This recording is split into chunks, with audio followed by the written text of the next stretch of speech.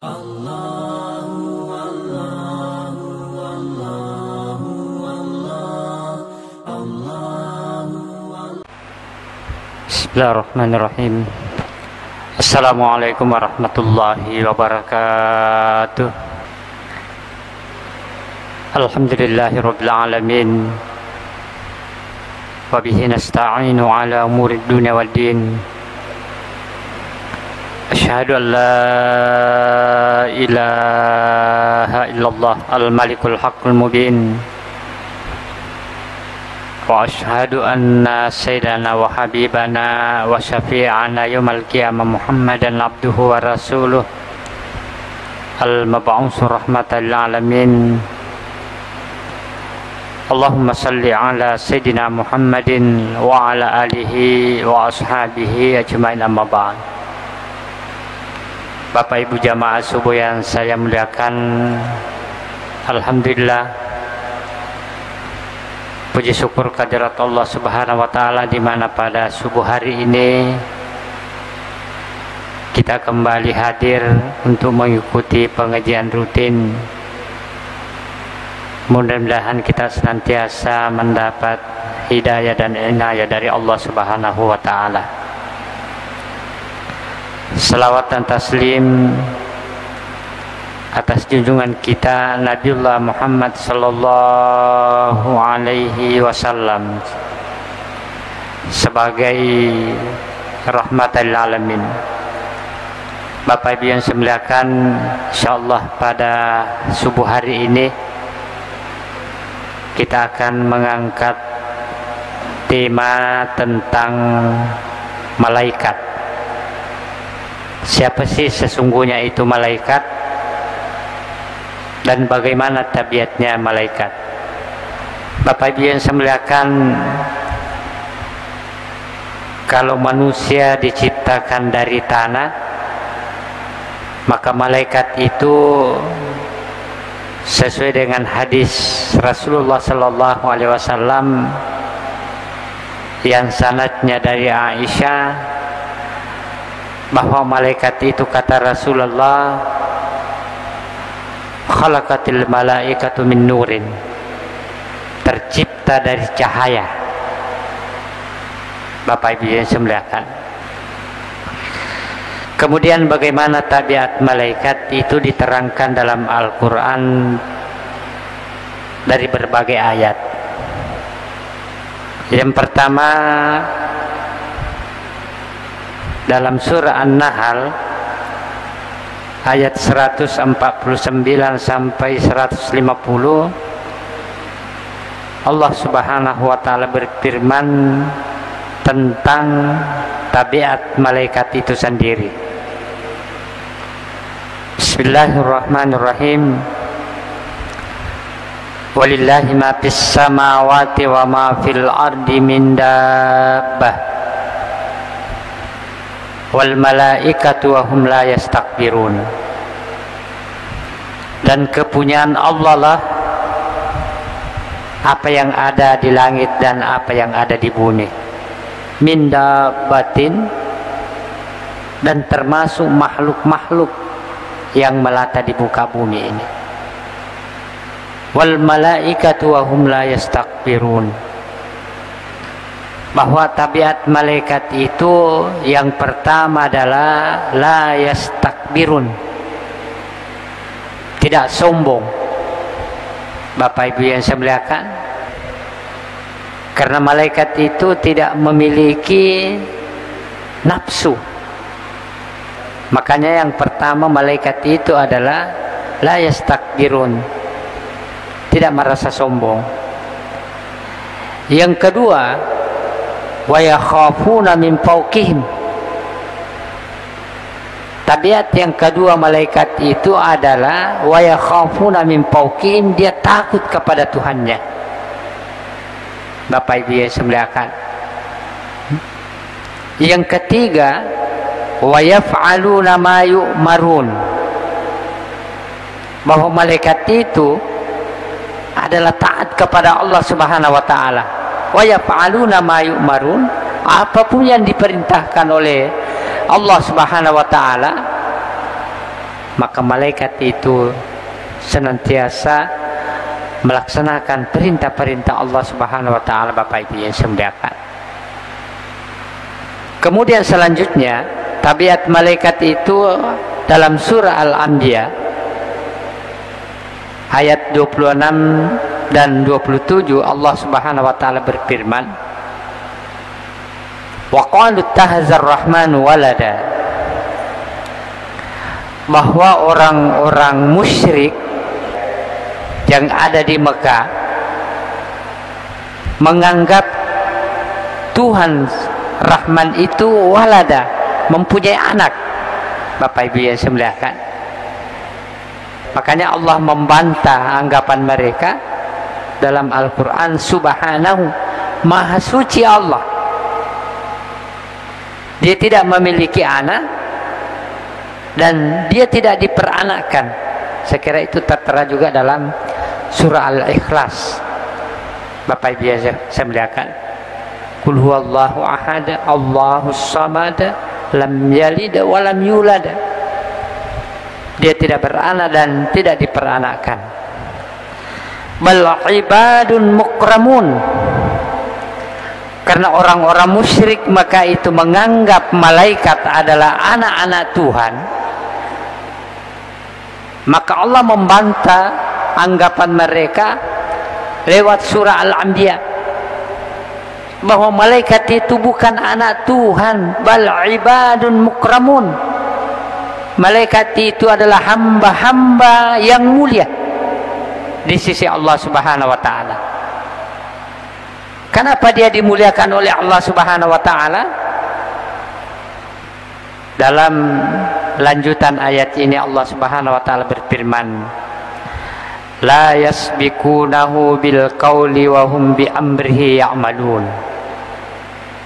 Mereka dimuliakan oleh Allah Subhanahu wa taala karena dia tidak pernah mendahului firman-firman Allah Subhanahu wa taala. Bapak Ibu yang saya muliakan, artinya dia tidak melakukan apa yang tidak diperintahkan oleh Allah Subhanahu wa taala. Nanti ada perintah baru dia lakukan. La yasbikunahu bil qaul.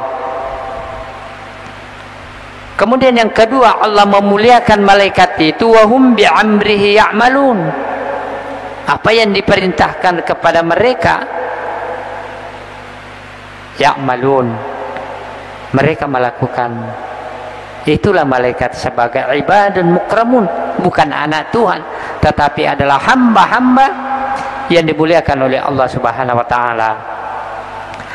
Ma'asyiral muslimin wal muslimat rahimakumullah.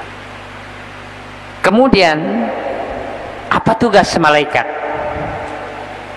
Sekira kita sudah tahu semua bahwa ada beberapa tugas malaikat, 10 malaikat yang dikenal yang memiliki tugas. Bapak Ibu yang saya muliakan, tetapi secara umum Allah Subhanahu wa taala menerangkan tugas malaikat dalam surah Al-Baqarah ayat 97.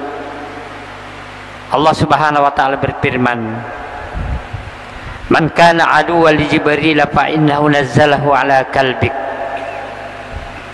Barang siapa yang memusuhi Jibril, maka sesungguhnya Jibril itu menurunkan wahyu kepada hatimu biiznillah, dengan izin Allah. Musaddiqan lima baina yadayhi, dan Al-Quran itu membenarkan apa yang ada di sisi kamu. Wahudan wa busyra lil mu'minin, dan Al-Quran itu sebagai petunjuk dan berita gembira bagi orang-orang mukmin. Jadi tugas pertama malaikat Jibril adalah memberikan wahyu atau melemparkan wahyu ke dalam dada para anbiya. Bapak Ibu yang saya muliakan, yang kedua, secara umum tugas malaikat dalam surah Al-Ahzab ayat 56, innallaha wa malaikatahu yusalluna 'alan nabi ya ayyuhalladzina amanu sallu 'alaihi wa sallimu taslima. Allahumma salli ala sayyidina Muhammad. Bapak Ibu yang saya muliakan, bahwa malaikat itu meskipun ibadul mukramun, tapi ternyata malaikat itu selalu bersalawat bersama dengan Allah Subhanahu wa taala kepada baginda Rasulullah sallallahu alaihi wasallam. Oleh sebab itu kata Allah, ya ayyuhalladzina amanu sallu alaihi wa sallimu taslima. Wahai orang-orang yang beriman, bersalawatlah kalian juga kepada baginda Rasulullah SAW. Bapak Ibu yang saya muliakan, jadi jangankan kita diperintahkan bersalawat kepada baginda Rasulullah, malaikat diperintahkan bersalawat.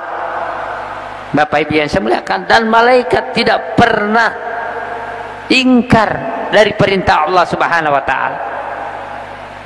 Kalau dia diperintahkan bersalawat, maka malaikat itu senantiasa bersalawat. Bapak Ibu yang saya muliakan, ma'asyiral muslimin rahimakumullah. Kemudian yang ketiga, bahwa tugas malaikat itu sesuai dengan dalam surah Muhammad ayat 27. Allah Subhanahu wa taala berfirman, "Fakaifa iza tawaffathumul malaikatu yadribuna wujuhahum wa adbarahum." Bagaimana seandainya sekiranya kalian diwafatkan oleh malaikat? Jadi tugas malaikat juga Bapak Ibu yang saya muliakan adalah mewafatkan atau mencabut nyawa manusia. Kalau manusia itu bermaksiat, yadribuna wujuhahum, maka akan dipukul mukanya. Ya, makanya dalam sebuah hadis, meskipun hadis itu sangat panjang, bahwa ketika roh manusia akan dicabut, lalu roh itu tidak mau keluar, maka malaikat itu memukuli dia.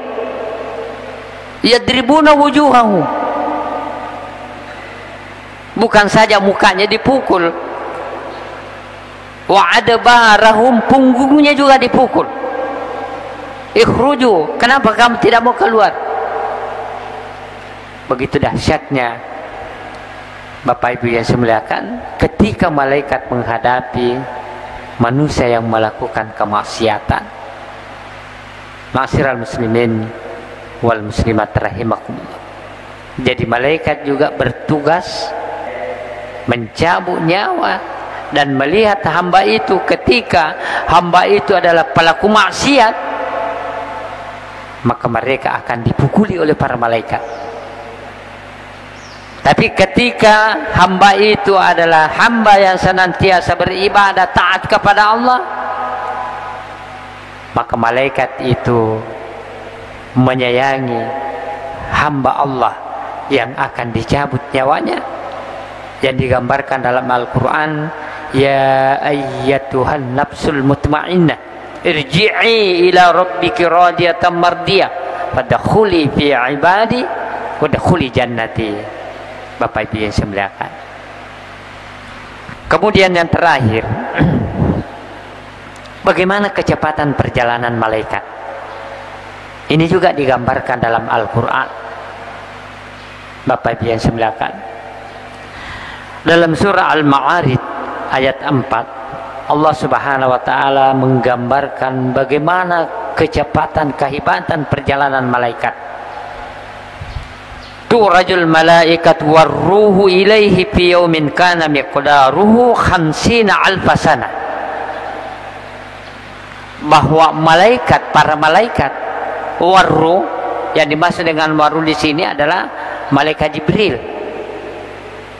Makanya di ayat lain itu dikatakan, ketika malaikat Jibril meniupkan ruh ke dalam rahim Maryam, itu juga dikatakan wa nafaha fi ruh. Bapak Ibu yang saya muliakan, jadi ketika malaikat dan malaikat Jibril tu'raju, naik menghadap di hadapan Allah Subhanahu wa taala. Bapak Ibu yang saya muliakan, bagaimana ukuran kecepatannya?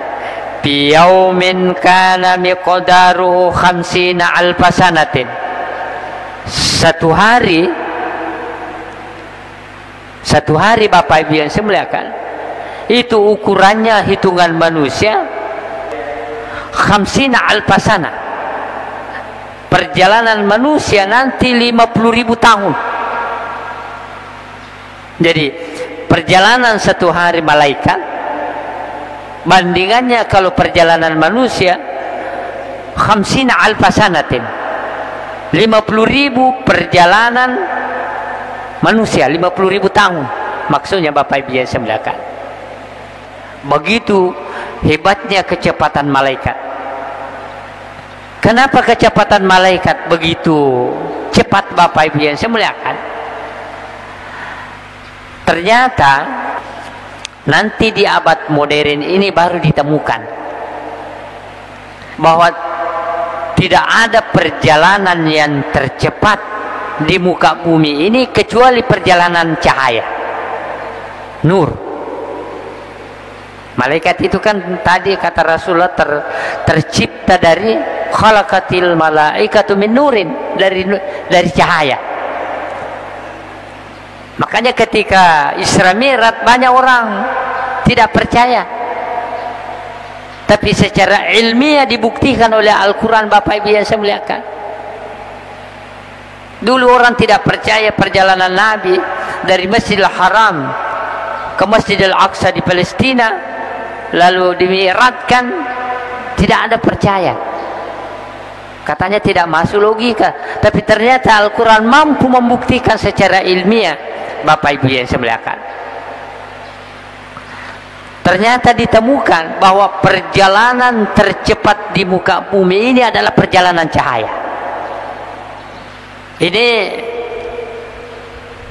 para ilmuwan pernah melakukan riset.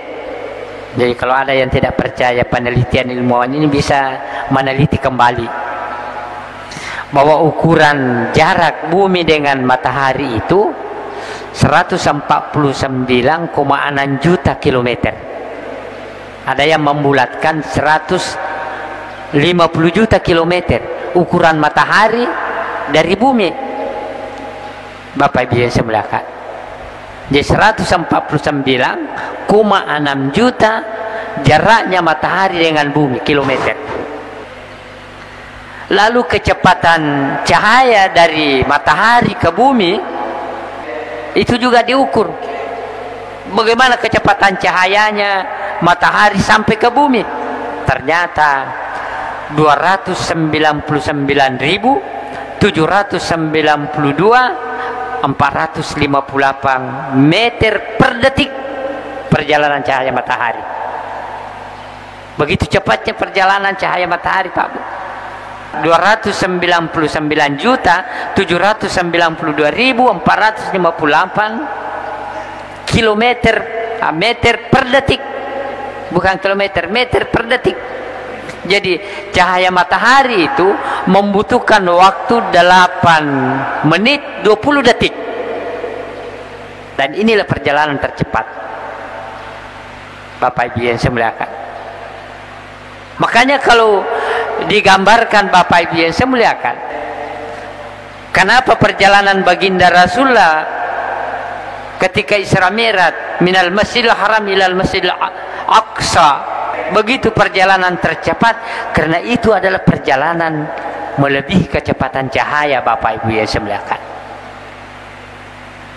Karena yang mendampingi adalah malaikat Jibril,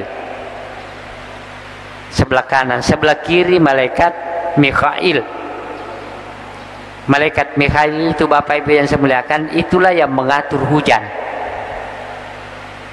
Ada najo ipaturung busuk kupindrang,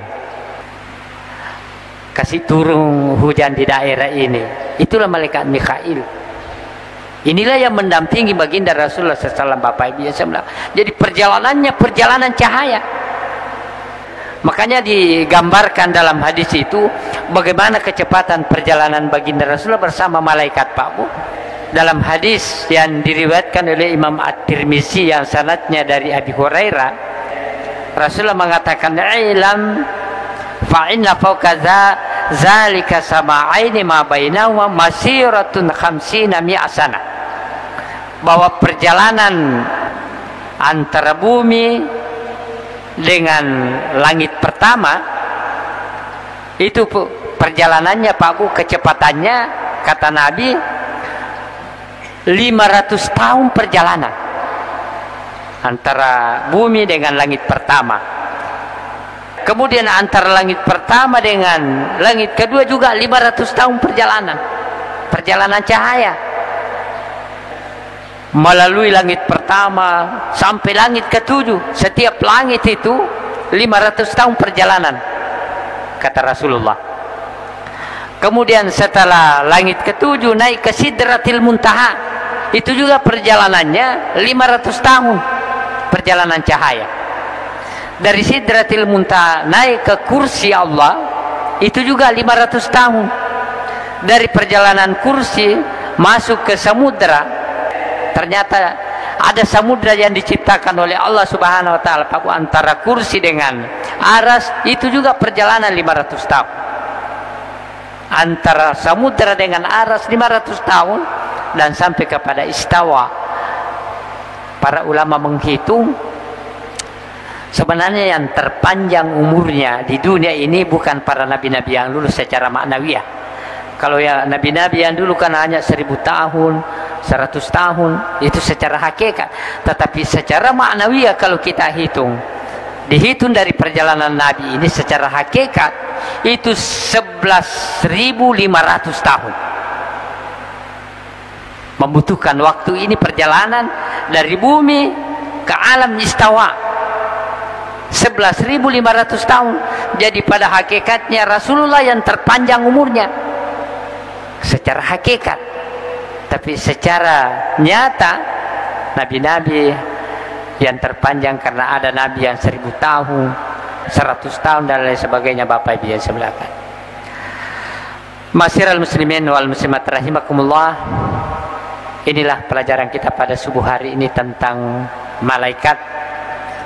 Mudah-mudahan apa yang kita pelajari pada subuh hari ini, kita akan mendapatkan rahmat dari Allah Subhanahu wa taala melalui dengan malaikatnya, terutama malaikat Mikhail. Mudah-mudahan mencurahkan hujannya, hujan berkah di Kabupaten Pindrang, sehingga Pindrang dalam kondisi aman-aman saja. Saya kira untuk sementara demikian. Sebelum kita tutup pengajian kita, kemungkinan ada yang ingin bertanya dalam persoalan ini. Untuk itu kami persilahkan dengan hormat. Terima kasih. Bismillahirrahmanirrahim. Assalamualaikum warahmatullahi wabarakatuh. Waalaikumsalam warahmatullahi wabarakatuh. Terima kasih atas kesempatan yang diberikan. Ini malaikat, Ustaz, termasuk juga makhluk Allah. Jadi kalau dia makhluk, berarti ada kesamaan dengan makhluk-makhluk lain, termasuk manusia, yaitu diciptakan oleh Allah. Kalau manusia menjalani kehidupannya untuk menuju ke akhirat melalui proses ada namanya kematian. Kematian menuju akhirat. Yang kami tanyakan, malaikat sebagai makhluk, bagaimana proses kehidupannya menuju akhirat? Terima kasih. Terima kasih. Bismillahirrahmanirrahim. Bagaimana proses kehidupan malaikat? Apakah sama dengan proses kehidupan manusia setelah diciptakan, dihidupkan, lalu diwafatkan? Bapak Ibu yang saya muliakan, kalau manusia digambarkan di dunia ini, dilahirkan secara umum baru diwafatkan. Kalau malaikat digambarkan, Bapak Ibu yang saya muliakan, ya dalam kehidupan saat sekarang ini, itu tidak digambarkan diwafatkan meskipun dia diciptakan. Kalau dalam hadis-hadis yang sahih bahwa ketika malaikat masuk ke dalam sungai di aras, lalu dia mengibarkan sayapnya, maka lahirlah malaikat-malaikat baru. Tapi tidak ada yang menerangkan bahwa malaikat dilahirkan. Nah, itu jadi ketika dia sudah menancapkan sayapnya di sungai yang ada di kehidupan malaikat maksudnya, lalu dia kipaskan, maka lahirlah malaikat-malaikat baru. Karena malaikat itu tidak mengenal jenis kelamin seperti manusia. Jadi jangan kita pikir malaikat juga itu seperti manusia punya jenis kelamin. Kalau bangsa jin nanti kita akan bahas setelah malaikat. Bagaimana malaikat gambarannya saat sekarang ini sebelum kejadian namanya Al-Qaryatu Mal-Qaryah wa ma adraka Mal-Qaryah. Itu digambarkan juga dalam hadis bahwa setiap hari malaikat masuk ke Baitul Izzah. Baitul Izzah Bapak biasa melihatkan kiblatnya malaikat yang ada di atas langit. 70.000 malaikat setiap hari masuk ke Baitul Izzah beribadah, tidak ada yang keluar sampai hari kiamat. Jadi itu gambarannya malaikat. Jadi setiap hari kalau ada malaikat sudah masuk ke Baitul Izzah beribadah, 70.000 malaikat setiap hari, tidak ada yang keluar dari Baitul Izzah sampai hari kiamat. Berbeda dengan manusia. Manusia itu diwafatkan di dunia ini, tapi disimpan di suatu tempat namanya alam barzah. Jadi kehidupan manusia itu, istilah wafatnya manusia itu sesungguhnya belum mati. Dia hanya dipisahkan antara roh dengan jasad, lalu setelah itu dipertemukan di alam barzah, lalu disimpang di alam barzah.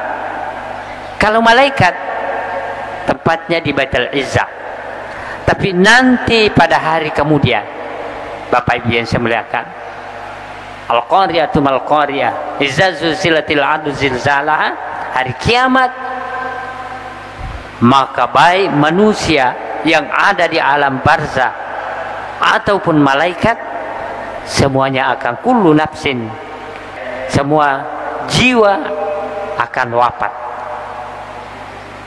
Jadi apa tu nama itu ngetahui Pak Bu, nanti mati betul manusia itu secara hakikat nanti setelah kejadian namanya hari kiamat. Begitu juga malaikat. Di sinilah juga malaikat diwafatkan, lalu dihidupkan ketika sangkakala ketiga, baik manusia maupun malaikat dihidupkan bersama-sama menuju ke alam akhirat. Itulah gambaran kehidupan malaikat. Jadi malaikat tidak ada istilah diwafatkan, tapi dimasukkan ke dalam Baitul Izzah 70.000 setiap hari. Kalau ada yang masuk, tidak ada yang keluar sampai hari kiamat. Kehidupannya di sana beribadah. Kalau kita diwafatkan, istilahnya di dunia hanya dipisahkan antara jasad dengan roh, lalu disimpan di suatu tempat al-barzah, barzahun, pemisah antara dunia dengan akhirat. Istilah itu kita katakan wafat atau mati. Sekira demikian perbandingan kehidupan malaikat dengan manusia Bapak Ibu yang saya muliakan. Terima kasih. Bapak Ibu yang saya muliakan, masih ada kan? Oh ya, satu lagi karena waktu siang sudah datang.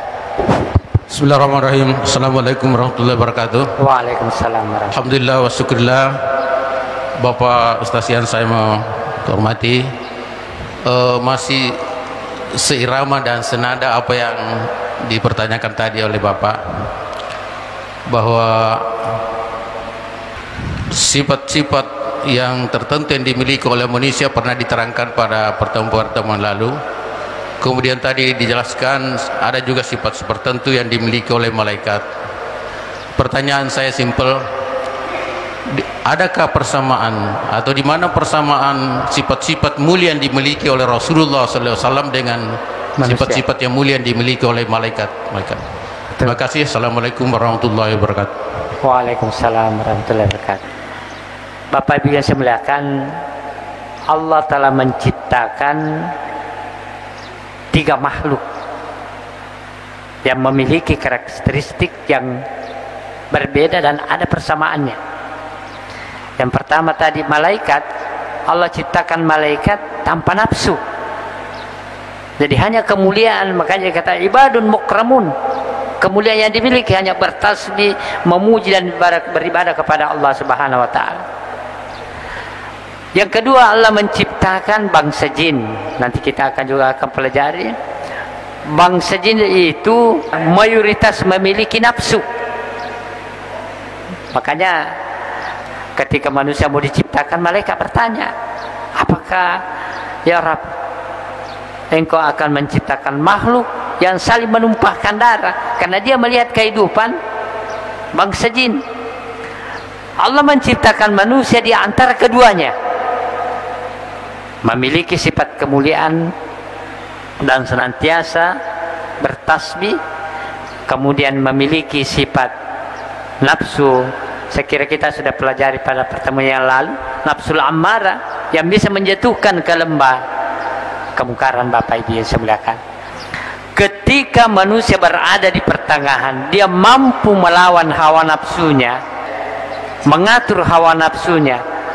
Dengan nafsu itu, makanya pelajaran yang lalu kita pelajari bahwa dengan nafsu itu manusia saja bisa naik kedudukannya sama dengan kedudukan para malaikat. Itulah persamaan kemuliaan.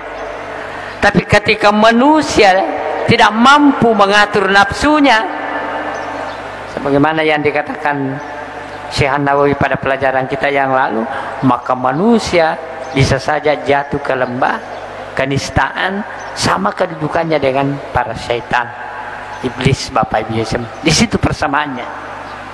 Jadi mudah-mudahan kita, Bapak Ibu yang saya muliakan, senantiasa mampu mengendalikan hawa nafsu sehingga kita mendapatkan kemuliaan di sisi Allah Subhanahu wa taala, sebagaimana kemuliaan didapatkan oleh para malaikat ibadul mukramun, sehingga kita mendapatkan kedudukan yang mulia di sisi Allah Subhanahu wa taala. Mari kita menutup pengajian kita dengan bermunajat kepada Allah Subhanahu wa taala. Bismillahirrahmanirrahim. Alhamdulillahirabbil alamin.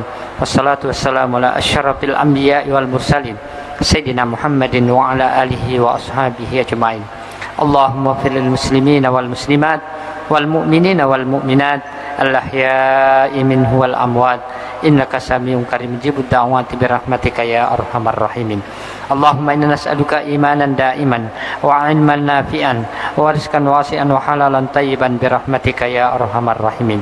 Rabbana la tuzigh qulubana ba'da idh hadaitana wa hab lana min ladunka rahmah innaka antal wahhab. Rabbana ighfir lana wa liwalidina warhamhum kama rabbawna shighara bi rahmatika ya arhamar rahimin. Rabbana hab lana min azwajina wa dzurriyyatina qurrata a'yunin waj'alna lil muttaqina imama. Rabbana zalamna anfusana wa illam taghfir lana wa tarhamna lanakunanna minal khasirin. Rabbana atina fid dunya hasanah wa fil akhirati hasanatan wa qina azabannar. Subhana rabbika rabbil izzati amma yasifun wa salamun alal mursalin walhamdulillahi rabbil alamin. Al-Fatihah. Al-Fatihah. Iyyaka na'budu wa iyyaka nasta'in. Ihdinas siratal ladzina an'amta 'alaihim.